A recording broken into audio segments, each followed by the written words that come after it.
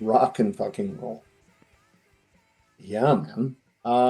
We are. God, I sent the invite and I feel like I had the episode number correct. The 39, boys? Checks out. Yeah, it's not 40. I'd remember that. It's 39. Call it 39. Sounds good. Episode 39. Against all odds, as usual. Kind of on a laid back summer/winter day for Dave. Oh, that's right. You going skiing today? No, tomorrow.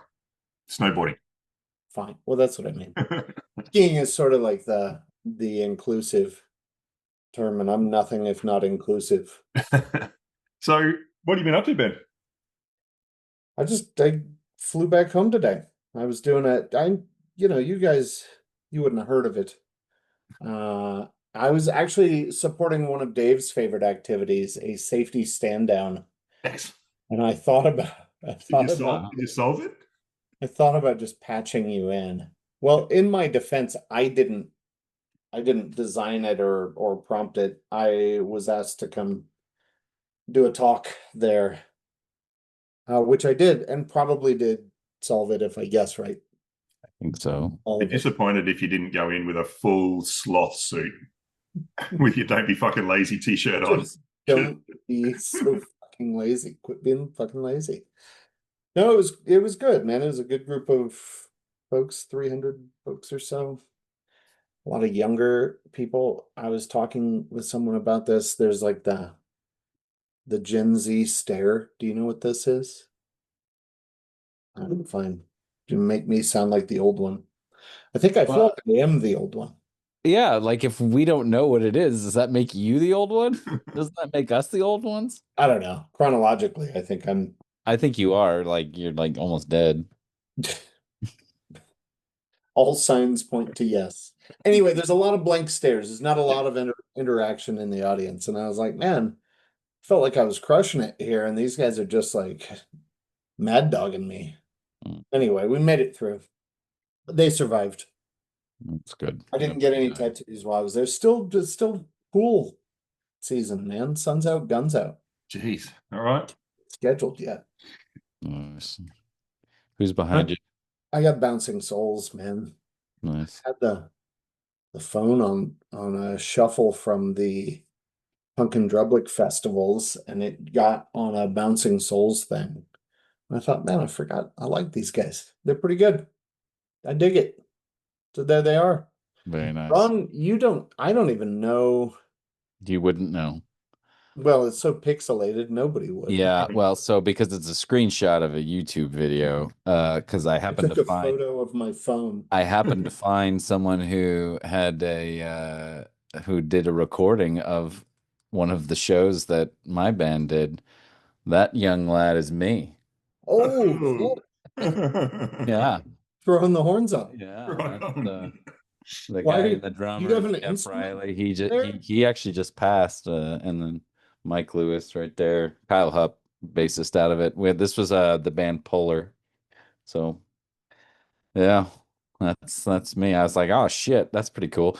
It was actually kind of weird. I have to give respect because this was so long ago. That means that person was there with one of those big ass camcorders in the show. This isn't like people holding up their phones and stuff. And not digital video. This was fucking VHS. Commitment. Yeah. I'd be shocked if Ron wasn't doing Betamax though, for the quality. Yeah, well, I mean, I'm a purist. Yeah. Yeah. So I just I thought that was fun. Good. First of all, we got to link that video in the show notes. I think we're gonna let people find it. Myself included need to find that. Yeah. Secondly, Ron's found new ways to talk about himself. It's not a paper, but it'll do. But it is on VHS. It is on VHS. It's on YouTube apparently. Oh, so yeah, I happened upon that. Dave, start looking this up right now. I mean, I got the link somewhere. I just Oh did yeah. a screenshot. Yeah, you do. Of course you do. It's on your email signature. Yeah, exactly. I sent it to everybody. It's in my LinkedIn profile now. Everyone else has like a calendar booking link, and Ron just has some like a Link to my catalog. music video. Yeah. Check me It's out. the new. So like at the end of my slides when I do presentations, I'll usually have a QR code to like my contact information, and really it's just to Rickrolling people. But now it's gonna go to this. Perfect. Love it. David, what about you? Same old. Been doing a bit of driving lately to and from the mountains. So listening to a lot of Spotify, ripping off a lot of artists, Ron. And yeah, just had a punk kind of playlist going and a couple of cool teenage Bottle Rocket songs. So I thought that's pretty cool. I mean, anytime you put teenagers and Bottle Rockets together, it's a recipe They for both put on a good show too. uncommon sense. They put on a really good show. It's a good. Are they playing when we go to Punk Rock Safety Field Trip? I actually don't know the answer to 2.0? that. I don't know the answer to that. Fun Without Dave. Yeah, Fun Without Dave. They toured with NOFX. They've covered Bad Religion. They're Oh, off Fat Mike's Fat Records label as well for a while. Yeah. Oh yeah. Leather Jacket Punk. Yeah. What today, boys? What are we talking about? Common sense? You want that's what I suggested. We don't have to do it. What's the background? No, what's the background, Ben? Enlighten us on context. I was sitting in a room with some folks who were having a discussion, thankfully without me. Most discussions are better with me just sort of on the sideline. But I was just listening to them talk about, what are the limits of what we have to write down or standardize or proceduralize for folks? And isn't this shit just common sense? And then when it goes wrong or when we judge it to have gone wrong, those people, that was common sense. They should have figured that out. They should know better. And then it's, another person would ask, well, so how do they know better? Did we train them? Well, we shouldn't have to train everybody on everything because it's common sense. So it just kept coming back to this idea of common sense and no real agreement about what that is or where it lives or how it would get to be common for you anyway. So I thought it was a good discussion, and maybe we could ruin it on this podcast. We'll make it worse. Never underestimate what we can ruin, my It's friend. interesting, that term common sense, right? Like I don't hear, like you hear it in general language, but you don't see it too much in like incident reports. Like I don't think you'd read an incident report and said, oh, the team didn't have common sense. So we've got all these fancy words like situation awareness and complacency and all these other fancy words, but I kind of don't mind the idea that they're all sort of pointing in the same direction, whether the person had no common sense, had no situational awareness, was complacent. It's kind of, for me, feels like a similar type of label to that. I'm probably different, but yeah, they're just some. Yeah, but I think there's some, like, it's centering on a similar meaning, right? Which is most of the time we use common sense. It's a way to blame somebody without maybe sounding so harsh. Like, we don't have to call him an asshole. We can just say, look, it's common sense, man. I don't know why that guy didn't do it. I did hear on the subject of complacency, as you guys will dig this, a guy talking the other day to a group saying, look, you just cannot afford to ever not be paying attention. And I thought Ron would love this. Yeah. Never be complacent. I thought, fuck, man, that's awesome, man. And well, it's going to get rough. It's common sense, by the way. When it comes to common sense, I think then, triple expanding foam and a 20-pound hammer. Sure. Look, it's sort of a defensible term in a lot of cases. I think that's a good one.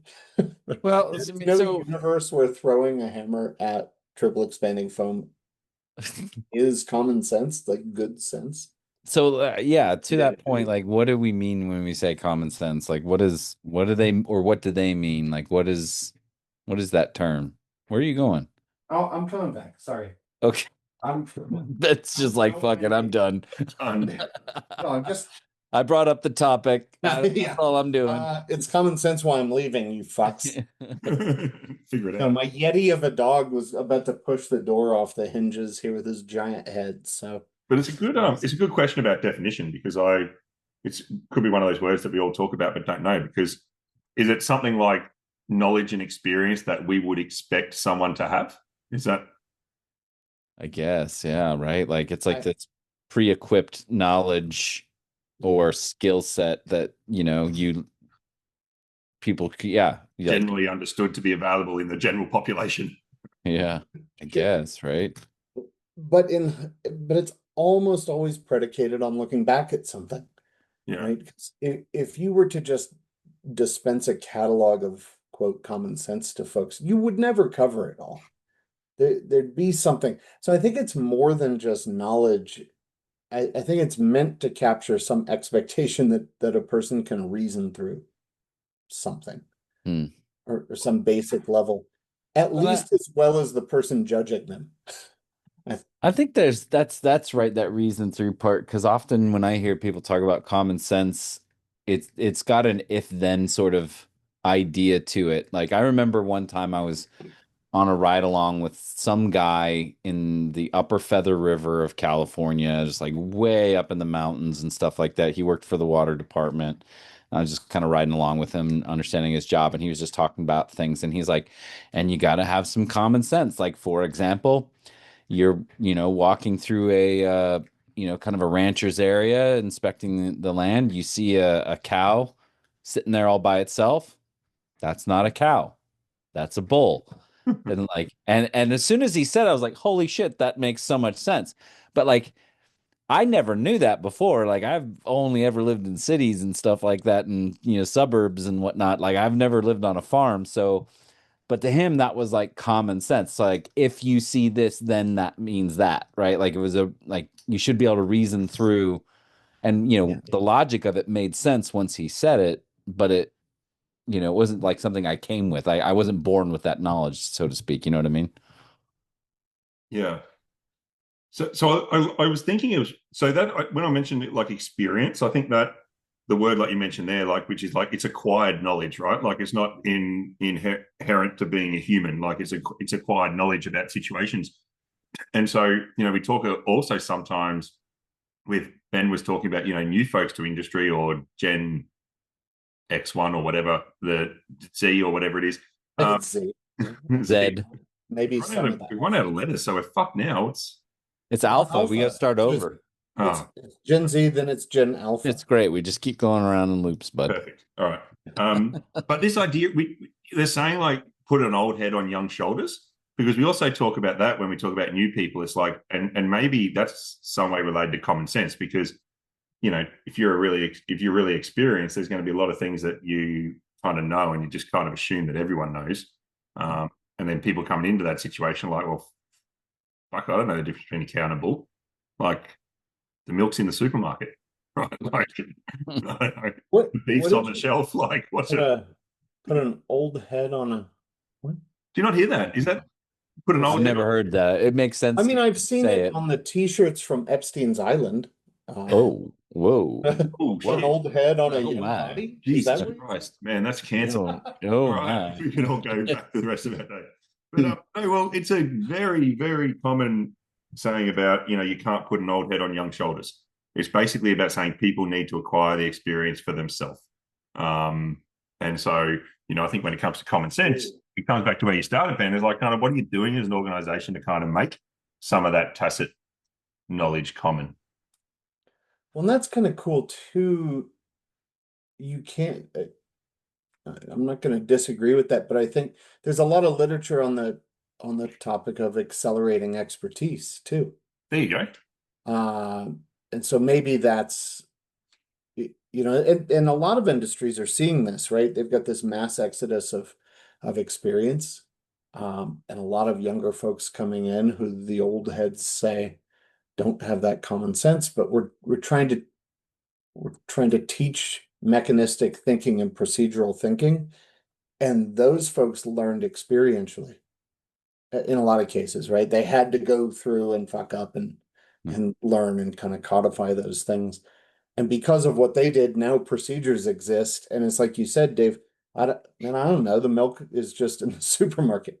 And I think for a lot of folks as they come into roles now, um, there isn't that level of understanding, whether it's automated or just proceduralized to a point that you just do the work, you don't have to understand the nuance behind it. Maybe that's contributes to the common sense gap if there is one. Yeah, I think so. I think what pops in my head is there was a chemical plant I used to do a lot of work with, and It's a meth lab. It's called. yeah, I yeah, was in New Mexico in a caravan. Yeah, yeah, it's a meth lab. Everyone knows what it is. yeah. But so like Blew up the trailer. It's fine. one of the challenges they were talking about was very similar to what you guys are saying about, like, okay, you got the old crews, the operators in the plant who are very, very knowledgeable about how the plant works. And, you got a question about how this piece of equipment works or how to lock out this vessel over here. They know it off the top of their head.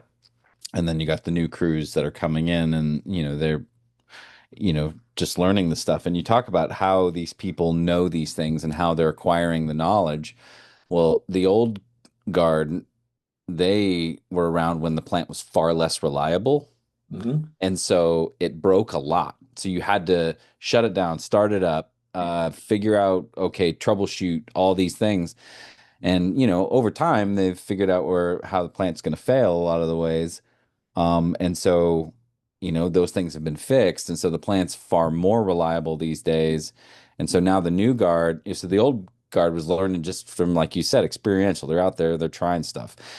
This was an acid plant. So they actually Like a meth plant, but yeah, yeah. they know they've felt acid on their skin, right? Like they know exactly what it can do and everything like that.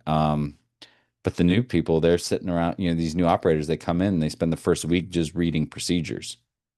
Mhm. And to me, that's just a completely different experience. Like, It's important, but it's different.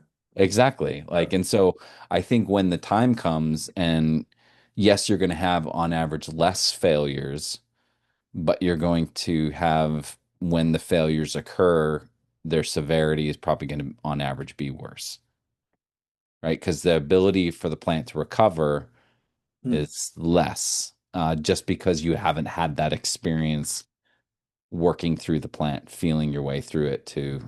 Is some of that too just the less likelihood of noticing the small things or weak signals, people might call it? But if you've sort of learned to understand the heartbeat of a plant, and there is one for almost any plant, Yeah. somebody transfers from one plant to another, and that's the thing that they're really trying to learn if they're experienced.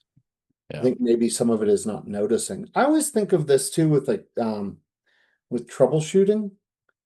I don't know if you guys see this, but in sort of more like mechanistic fields, there's a lot of younger folks who have learned, again, maybe Ron, like you said, where you start with the procedural elements of it, but something goes wrong and they don't have that deep ability to go back and troubleshoot the component parts. Mhm. And maybe that gets back to where you were of they've learned by just putting in the miles of fixing this thing over and over. Yeah. But I went to a car dealer, I don't know, a couple years ago to get a like the temperature indicator, the water temperature, coolant temperature on the dash of a car. Um, Actually, I didn't want the part. I wanted this thing that you could use to test the part. And the guy goes, "Nobody tests that, just replace it." So, right, but if I replace it and it's not that, then it's another very expensive thing, and I'd rather not. It's just you throw money at it. And I think Yeah. plant managers and folks see that too. It's like instead of we throw parts at shit and hope for the best without fully understanding the system. So I think maybe that discussion of common sense is an indicator of frustration a lot of times too. And maybe so what do you guys think about I don't know if it's common sense, but where there's a blanket rule in place and the work group does something different, right? So dealing with something like um don't touch a suspended load if you're a rigger, right? Like use like, lines and push sticks, but never put your hands on a load, right? And then people do it, and the organization goes, for fuck's sake, like common sense, like no, don't fucking touch it. Like how hard can it be? So I don't know if that's really common sense, but then where the organization's model of work is so clear and black and white, and the work groups are doing something different, and the organization, I don't know, maybe cops out or lacks any ability to go, gee, I wonder why these people were not doing it as straightforward as I thought they should be.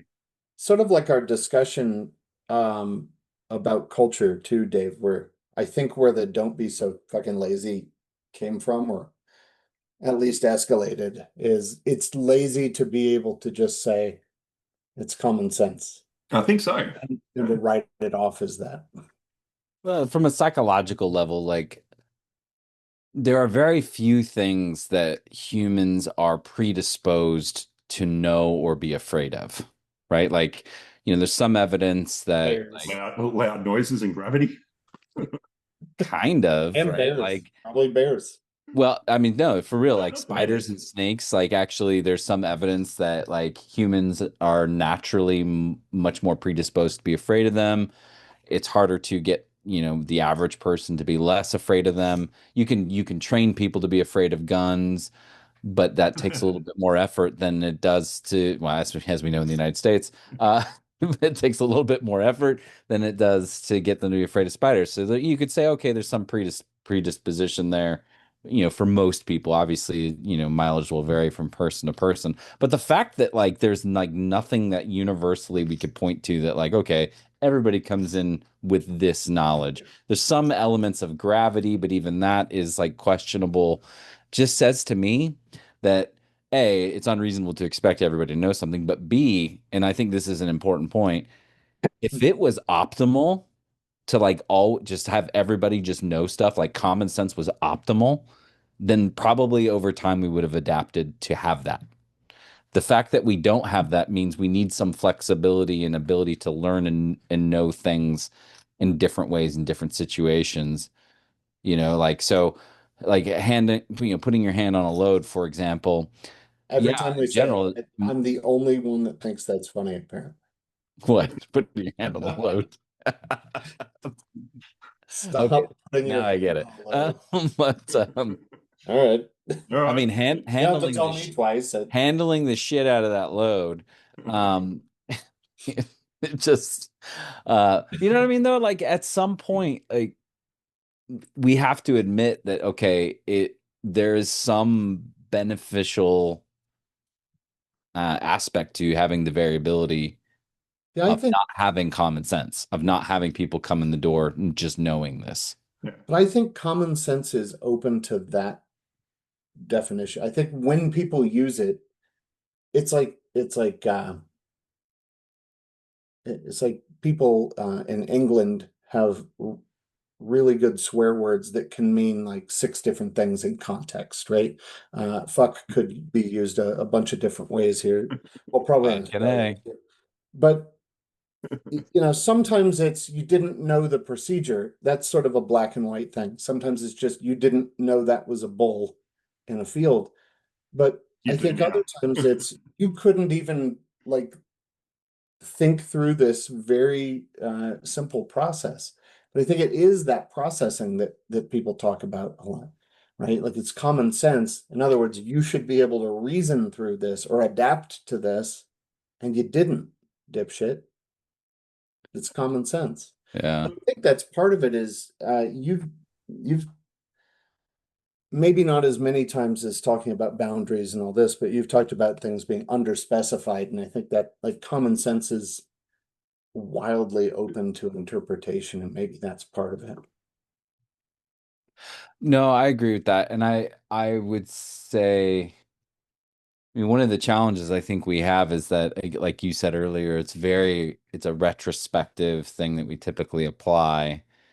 right? Like to say, okay, well, the reasoning is there, right? You should be able to reason through this. And I think that's where the real trap is that it's based off of what we think should happen rather than like, okay, what was that person really reasoning in that moment? Because I mean, often I find that common sense is used in a dismissive way, Mhm. to point, to almost to say like, okay, there was no reasoning happening. You just weren't even thinking. You're just a fucking idiot. Yeah, I mean, that's kind of the implication, and Yeah. sometimes not even the implication. That's outright said. You Um, just said that so we don't get fired. Yeah.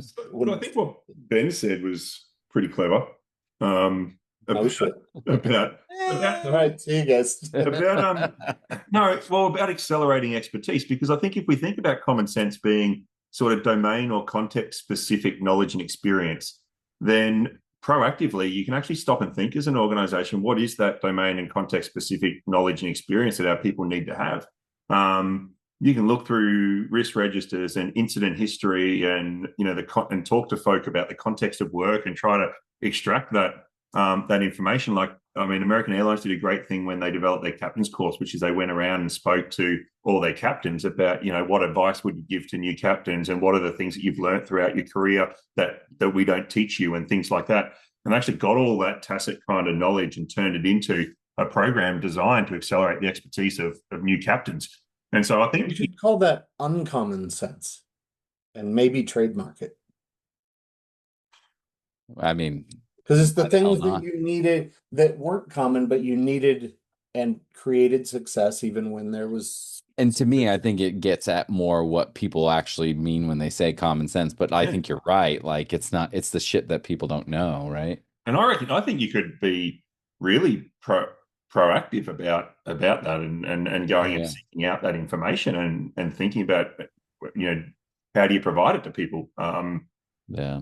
Yeah, I think that question too of what would you give knowledge or advice would you give your new captain self, right? Or these other folks that are coming on board, what do they need to know to Yeah, not what did you learn that we didn't teach you, and all these types of questions, and then you surface all that tacit kind of knowledge that's acquired through, the domain or context specific experience, and then you can actually start to think about packaging that up and transferring that knowledge, more commonly across, the groups of people who work in those environments and those contexts. And I think you could be incredibly Oh, deliberate yeah. about how you do that.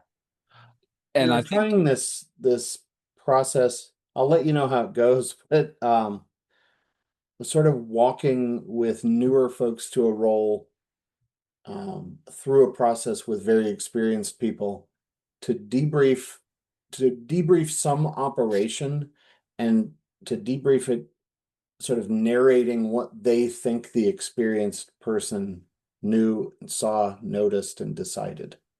So you're hearing someone else debrief what they think you were doing, and then it gives that expert the opportunity to go, you know what, actually, like I can see that you saw that. That's not what I was paying attention to. I heard this change in pitch of this vibration in the machine, and that's what cued me in. And I think, Dave, to your point, it's those little tricks of how do I extract the common sense that isn't so common, and feed that into training or mentorship or what have you to build expertise faster.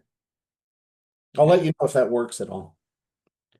no, I like that. To me, it sounds a lot like the kind of like the Gary Klein type of, critical decision method, shadow box, that kind of Yeah, stuff, yeah. which I think is so Super similar. underutilized and valuable, to your point, Dave, about like this is something you could be really proactive with. And that's acceleration of expertise is straight from Klein and what Like Brian and Hoffman, Laura Beltovich, and stuff like that. yeah, Yep. NDM gang are doing. Very Yeah, cool. absolutely. And I think, I mean, I can't remember. I think Ben, you were saying like, part of the problem is like, okay, what is common sense? It could be this, it could be volumes of stuff, right? Like, Yeah, you it's like, whatever you didn't do that we want to blame you. yeah, like That's the how do you train for every single thing? And I think Dave, you were saying this too. Like, how do you do that? And to me, I think the criteria you need to start with is, okay, what really matters? Like, what kind of what things in this task matter in terms of, there's probably a finite number of either decisions or actions or things that like are really like, hey, if we get that wrong, that's probably where we start to have problems. I think the trick though is that we from the outside probably have a different understanding of what matters than the people on the inside. So start with asking them that question, I think, and then once you understand, okay, here are the things that really are important and really are worth paying attention to, then you can dive into it and start getting that tacit knowledge you were talking about. It might be interesting too. I don't know. I'm thinking in real time, which is problematic, but and slow. But if we're just super honest with ourselves in an organization and just said, look, when we say common sense, what we mean is the shit that you didn't do or fucked up when we look back. And it's the stuff we make fun of each other for or blame each other for. So if we just are upfront about that, that tells us something about what goes in that bin. So what's the shit you don't want to get made fun of for later? Well, that's a cue, maybe on some things we need to incorporate or learn a little more about. Yeah. Start writing that into procedure manuals. Yeah. Just put a definition in there for perfect. Another thing that no one will read. Yeah, exactly. But Ron, I think your point about your meth lab before, I was involved in sort of a bit of a new industry startup in this part of the world, and we're getting lots of new entrants. It was oil and gas, but we're getting lots of unconventional, lots of new people from a whole bunch of different backgrounds, because kind of like new industry was kind of taking off. And you had a lot of senior management folk who'd worked in oil and gas for their whole careers, and they were just like, it's fucking oil and gas industry. Like, it's common sense. Like, you do those inspections, you do those tests, you do those preventive maintenance routines, and you do them properly. And anyway, I guess what we sort of learned about is, people aren't familiar with what can go wrong in, oil and gas type environment. So we actually put together, as part of the industry, like a modular little gas processing facility that was like containerized, that we could take out the sites, and you could show people like what pinhole leaks sound like, what a jet fire, like the heat that comes off a jet fire. And it was kind of a way of providing the experience for people to go, so it is common sense to do this properly, because if we don't, shit actually blows up. But I've never worked in an industry before where shit actually blows up. So or understood the process that either comes after what you do or before. Yeah, before. Right. That's no, I mean, like at a very basic level, I mean, it's so long before I got into safety, actually, and when I was in a band, my day job, while I was doing this stuff, I worked at a bookstore. What, and Coke or what? Yeah, well, no. Really, while I was doing this stuff. There's surprising. The person behind me. Zero surprise about you working in a bookstore either, Ron. Yeah, I worked at a just reading Dave's papers. Yeah, this place. It was called Amazon. I didn't think it was going to be there, so I left. Yeah, exactly. It was lame.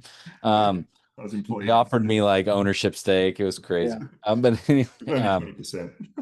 no, I worked my way up, and I started working in the shipping department. And one of my jobs was like, occasionally people would buy like journals and in Bibles and like leather bound books, and they would want to put their name in it, right? You emboss it like with like gold or something like that, or a message or some shit. I don't know if you guys have seen that. So I got to do that, and I was taught the procedure on how to do that, and I used to do it all the time. Now the thing that was shitty is I would get it all set up, but the problem, you have to wait like 5 minutes. That's what the procedure was. But the person would be like sitting there in my window waiting for me, and it was like super awkward. And so I quickly learned you didn't have to wait 5 minutes to do it. You could just put it in there and just slam, boom, done. I did it in like a minute or less, no problem. Yeah, you did. Yeah, Yeah, you did. Yeah. This doesn't have to take 5 minutes. No, it doesn't. No. I mean, your mom's fine with it. But no, but one of the things one of the things I learned later, though, after I left, is that the gold basically just rubs right off when you do it that way. Why? Because you didn't let it heat up enough. Yeah, But nobody told me that. And the thing is, like, the part of the reason Yeah, it's fucking common sense, Ron. Why would yeah, that be well, right? it's right. Like when you say it, it makes fucking sense. But the thing is, like, I'm there trying to like manage, okay, I'm trying to be a good customer service person. This person's like right there. So why would and I'm just going to be sitting there for 5 minutes looking like I'm doing fuck all. And that, they're going to be like, okay, what's happening here? So I think part of the challenge and part of the underlying like common sense that is off, if you just look at the task itself, yes, it's common sense. But the thing I'm solving for in that situation isn't just the specific task. I'm solving for the entire situation, like including all the trade-offs, including the pressures in that particular moment. Like, okay, this customer's there. They're gonna, think I'm a jackass because I'm just sitting around twiddling my thumbs, making And you small spelled their talk. name wrong on the embossing. Yeah, well, yeah, I did that on purpose a few times. Um, but, right, but like, and I think that's part of what gets missed is like in retrospect, when you're only thinking about the task, it's really easy to say, "Oh, well, shit, you should have fucking known." But like, I wasn't sitting there, to your point, I wasn't sitting there reasoning through how the machine worked. I'm sitting there reasoning through how to solve the problem of I'm supposed to help the customer, right? Like that's how I was thinking about the task, Yeah. not about how the machine works, Yeah. right? And so one of the things that you'll uncover, I think, when you do that kind of tacit knowledge is not just, I mean, yes, you'll find lots of expertise and people who do things really well, but you also find out that people are thinking about these tasks differently than you are. Yeah. You need to come at it from that level, not trying to solve it the way that makes sense to you, right? And I think that's an important piece of this. And I think particularly when we see in organizations that are sort of asset intensive and they've got engineering departments and then operations departments, it's always the engineering thinking in terms of the kit and how the kit works, and operations thinking in terms of obviously how it solves for the whole operational situation, right? And so you always Both of them thinking the a lot other of is uncommon sense between the two, because the engineer's like, well, fucking the machine shouldn't be operated like that. And Yeah. the guys are going, well, fuck you. It's Friday afternoon. I've got to get 300 units out the door. How do you think Yeah. that's going to happen? Just magically? It's like, 100%. sounds like a bit of joint cognitive activity. And speaking of which, t-shirts in the merch store, Ben. We haven't had a merch store update for a while, but Speaking of which, I've just been noticing. Bottle rocket shirt. I sucked a stranger's dick in the bathroom. That seems like it could go.